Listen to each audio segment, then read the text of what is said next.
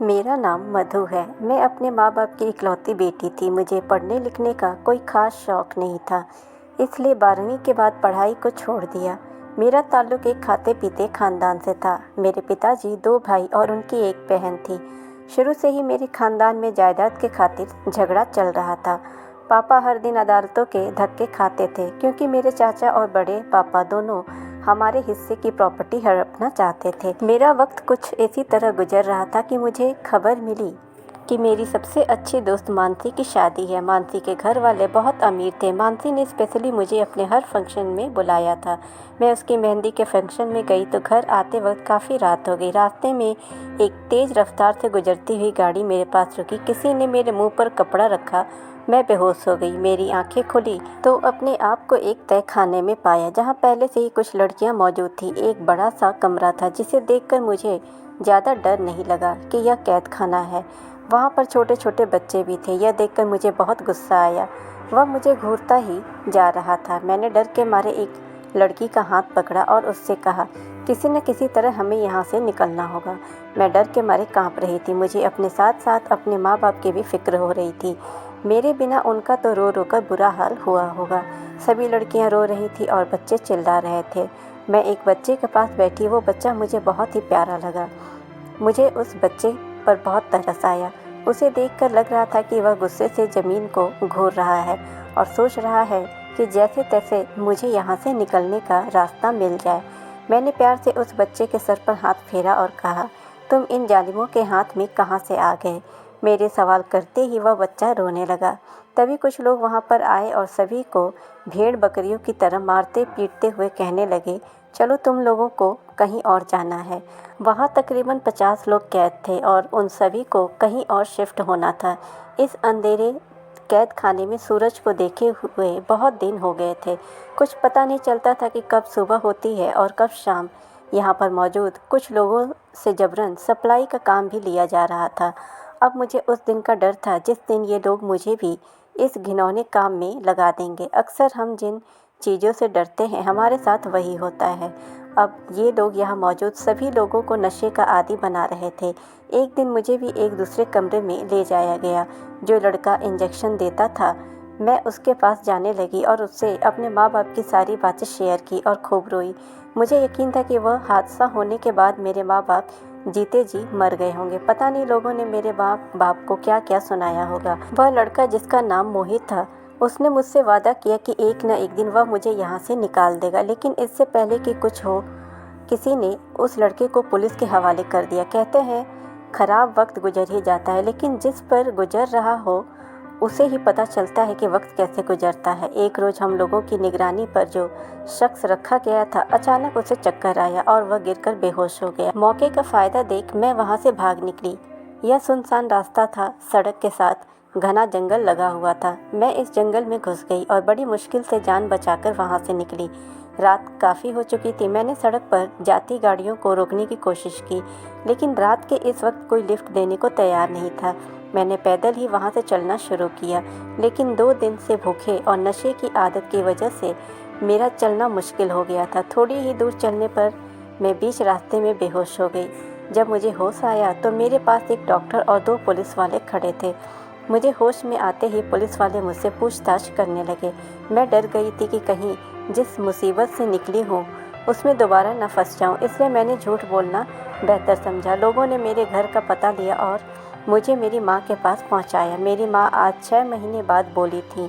जब मैंने उन्हें देखा, जब मैं अगवा हुई थी तो लोगों ने मेरे माँ बाप को ताने मारना शुरू कर दिया था कि तुम्हारी बेटी तो बदचलन थी, इसलिए घर से भाग गई।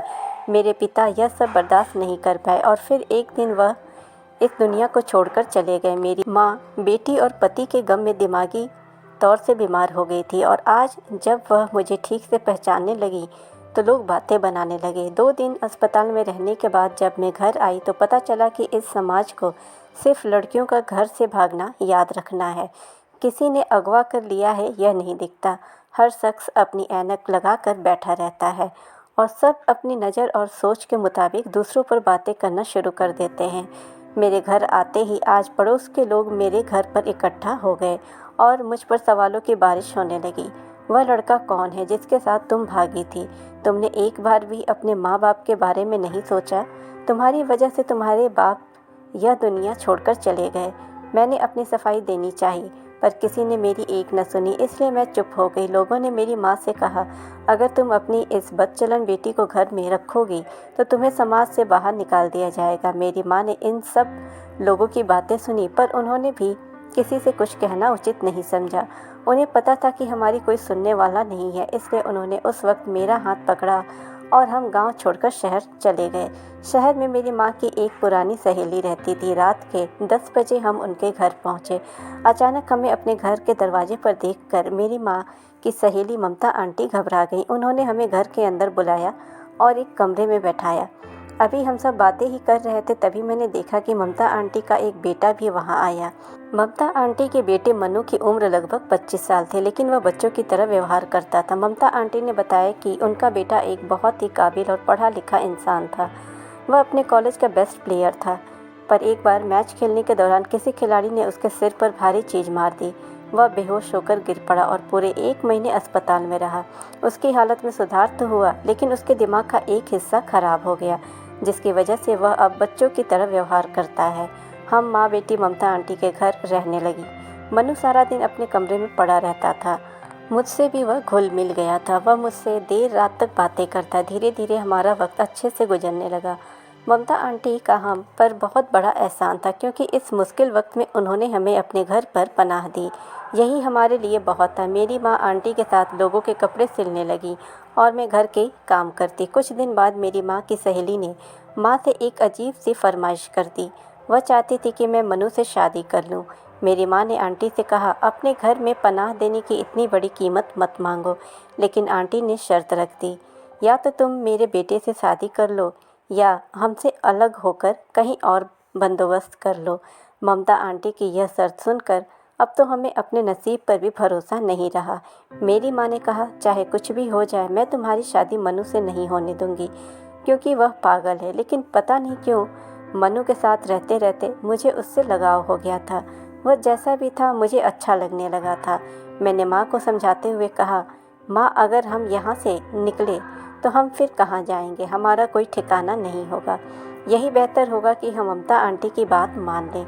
मेरे इस फैसले पर माँ रोती रही। मेरी एक ही बेटी थी और कैसा नसीब लेकर आई। हम दोनों माँ बेटी एक दूसरे से लिपट कर देर रात तक रोती रही। कुछ दिन बाद मेरी शादी मनु से करवा दी गई।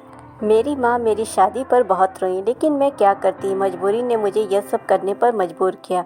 दिन इसी तरह गुजरते रहे। मनु मुझे अपना दोस्त मानता था, पर पत्नी का क्या मतलब होता है यह उसे बिल्कुल भी नहीं पता था। एक दिन एक भिखारिन मेरे दरवाजे पर आई और खाने की भीख मांगने लगी। मैंने उसे पेट भर खाना खिलाया। उसने कहा, तेरी यह मनोकामना पूरी होगी।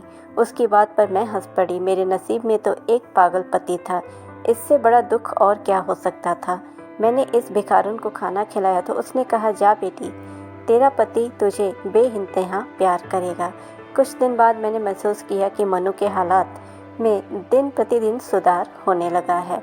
हमने उसका इलाज दोबारा से शुरू करवाया। इस बार डॉक्टर को भी पूरी उम्मीद थी कि मनु जल्दी ठीक हो जाएगा। मेरा पूरा दिन मनु की देखभाल में निकल जाता था, लेकिन मेरी मेहनत रंग लाई और मनु की हालत में सुधार होने लगा। अब वह पहले से बेहतर हो गया था, लेकिन मनु के ठीक होते ही पता नहीं मेरी सास को क्या हो गया कि वह मुझसे नफरत करने लगी और मनु को मेरे प्रति भड़काने लगी। इस बुरे हालातों में भी किस्मत ने मेरा साथ नहीं दिया और मेरी माँ की तबीयत बहुत ज़्यादा ख़राब हो गई। मेरी माँ के इलाज में मेरे ससुराल वालों ने साथ नहीं दिया। अचानक मेरी माँ यह दुनिया छोड़कर चल बसी। अब मैं बिल्कुल अकेली हो गई थी। ससुराल में रहने का ठिकाना तो था, लेकिन मेरा अपना कोई नहीं था। मेरी माँ के गुजरते ही मेरी सास का अत्याचार मेरे ऊपर और बढ़ गया। वह मेरे पति मनु से कहकर मुझे बहुत सारी बातें सुनवाती। मनु पहले से बहुत बेहतर तो हो गया था, लेकिन वह अपनी माँ के हाथों का खिलौना बन गया था। उसकी माँ जैसा कहती वह उनके इशारों पर चलता। हम पति पत्नी अजीब रिश्तों से जुड़े थे। साथ होते हुए भी हम एक दूसरे के साथ नहीं थे। हमारा रिश्ता बस यूं ही चल रहा था कि एक दिन मेरी किस्मत में नया मोड़ लिया। अचानक मुझे पता चला कि मैं माँ बनने वाली हूँ। लेकिन माँ बनने की खबर सुनकर मुझे थोड़ी भी खुशी नहीं हुई, क्योंकि मेरे और मनु के रिश्ते में जो दरार थी वह हमारे आने वाले बच्चों के लिए ठीक नहीं थी। मेरे मन में यह डर था कि पता नहीं मनु अच्छा बाप बन पाएगा या नहीं। जो इंसान अच्छा पति नहीं बन पाया वह अच्छा बाप कैसे बन सकता है। इसी डर की वजह से मैं अपने बच्चों को इस दुनिया में लाने से डर रही थी। मैंने अपने मोहल्ले की एक औरत जो सरकारी अस्पताल में नर्स थी उनसे मदद मांगी। वह मेरी मदद करने को तैयार हो गई, लेकिन अस्पताल जाने के बाद पता चला कि मेरा अबॉर्शन नहीं हो सकता। अगर हमने इस बच्चे को गिराने की कोशिश की तो मेरी जान को खतरा हो सकता है। मैं अपना मायूस चेहरा लेकर घर लौट आई। वो 9 महीने कैसे गुजरे मुझे पता ही नहीं चला। मैंने 2 जुड़वा बच्चों को जन्म दिया, एक बेटा और दूसरी बेटी थी। बच्चों को देखकर मेरे मन में अजीब सी खुशी थी। अपने बच्चों को देखकर मेरी ममता तड़प उठी और मैंने उन्हें अपने सीने से लगा लिया। बच्चों की पैदाइश के बाद मनु और मेरी सास का रवैया अब पहले से कुछ बेहतर हो गया था। वह दिन मेरी ज़िंदगी का सबसे खूबसूरत दिन था जब मेरे बच्चों ने मुझे माँ कहकर पुकारा। यह बात वही लोग समझेंगे जिनका अपना कोई नहीं होता। एक दिन मेरी सास और मेरे पति किसी काम से बाहर गए थे, पर वापसी के समय उन दोनों का एक्सीडेंट हो गया और मौके पर ही उन दोनों की मौत हो गई। उनके मौत की खबर सुनकर मैं फिर से एक बार टूटकर चकनाचूर हो गई। वह दोनों मेरे लिए कैसे भी थे, पर वही लोग तो मेरे बच्चों का सहारा थे। यह सब सोच सोचकर सारी रात मुझे नींद नहीं आई कि अब हमारा गुजर बसर कैसे होगा। जो थोड़ा बहुत जमा पूंजी थी वह कुछ दिन चली, फिर धीरे धीरे हमारे घर में खाने के लाले पड़ने लगे। एक माँ खुद भूखी रह सकती है, लेकिन अपने बच्चों को भूखा नहीं रख सकती। मैं अगल बगल के मोहल्लों में काम कर अपने बच्चों का पेट पालने लगी, लेकिन एक अकेली औरत का कोई सहारा नहीं होता और लोग उसे बेइज्जत करने पर तुले रहते हैं। जब मैं लोगों के घर काम करने जाती तो वहाँ के मर्द मुझे गंदी निगाहों से घूरते। एक दिन यूं ही भटकते भटकते मुझे पता चला कि एक आदमी को ड्राइवर की ज़रूरत है। मुझे गाड़ी चलाना पहले से आता था। जब मैं किडनैप हुई थी तब ट्रेनिंग दी गई थी ताकि वक्त आने पर हम गाड़ी चलाकर भाग सकें, लेकिन परेशानी वही थी कि मुझे एक मर्द की गाड़ी चलानी थी। इसलिए मैंने अपना हुलिया बदल लिया और अपने आप को मर्द की पोशाक में डाल दिया। कोई मुझे देखे तो यही समझे कि मैं एक मर्द हूँ। मैं उस आदमी की गाड़ी चलाने लगी और हमारे बीच एक गहरी दोस्ती हो गई थी। गाड़ी चलाते चलाते मेरा सफ़र भी अच्छा गुजर जाता था। एक दिन बातों ही बातों में मैंने उनसे पूछा, आपने अभी तक शादी क्यों नहीं की? उन्होंने बताया, एक लड़की थी जिससे मैं प्यार करता था, लेकिन ज़िंदगी ने ऐसा वक्त दिखाया कि मैं उसे ढूंढ नहीं सका। वह किस्मत की मारी थी, पर पता नहीं किस हाल में होगी। साहब ने कहा, अगले दिन मैं उस लड़की की तस्वीर तुम्हें दिखाऊंगा। अब मुझे अगले दिन का इंतज़ार था और उस लड़की की किस्मत के बारे में सोच रही थी कि उसकी किस्मत कितनी अच्छी है, क्योंकि कोई शख्स उससे 7 साल से मोहब्बत करता था। अगले दिन बच्चों को स्कूल छोड़कर जब मैं साहब को लेने गई तो कुछ दूर जाकर मैंने उनसे कहा, मुझे उस लड़की की तस्वीर दिखाइए, आखिर कौन है वो खुशनसीब। उन्होंने जब उस लड़की की तस्वीर निकाली और मुझे दिखाई तो तस्वीर देखकर मेरे पैरों तले की ज़मीन खिसक गई। वो शख्स तो मेरी ही तस्वीर मुझे दिखा रहा था। यह तस्वीर तब की थी जब मैं अगवा हुई थी। पता नहीं कैसे इस तस्वीर को निकाला गया था। गाड़ी अचानक ब्रेक लगने से रुक गई। साहब ने कहा, गाड़ी ध्यान से चलाओ।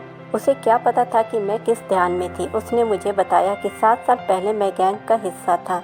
उसका पिछला रिकॉर्ड एक क्रिमिनल का था, लेकिन फिर एक दिन उसने एक चेहरा देखा जिसे देखकर उसने खुद से वादा किया कि अब इस दलदल से निकलेगा और उस मासूम लड़की को भी निकालेगा। उसने बताया, मैं वहाँ पर मौजूद लोगों को नशे का आदी बनाता था, लेकिन जब मैंने उस लड़की को देखा तो उसके प्यार में खो गया। फिर मैं पुलिस का सरकारी गवाह बन गया।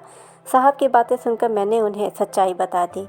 मैं ही वह लड़की हूँ जिसे आप बेइंतहा प्यार करते हैं। मोहित ने मुझे कहा, तुम फिक्र मत करो, मैं तुम्हारी ज़िंदगी के सारे दुखों को दूर करूँगा और तुम्हारे बच्चों को भी अपना लूँगा। कुछ दिन बाद मोहित और मैंने शादी कर ली। मैंने अपनी ज़िंदगी में जितने दुख झेले थे अब सब को दूर कर दिया और मोहित ने मेरे दामन में खुशियाँ ही खुशियाँ भर दी। फ्रेंड्स, अगर आप चैनल पर नए हैं तो चैनल को सब्सक्राइब करें, नोटिफिकेशन बेल दबाएं ताकि हमारी हर कहानियाँ आप तक पहुँचती रहें और इस कहानी को ज़्यादा से ज़्यादा लाइक और शेयर करें। मिलते हैं ऐसे ही इंटरेस्टिंग कहानी के साथ। Thanks for watching.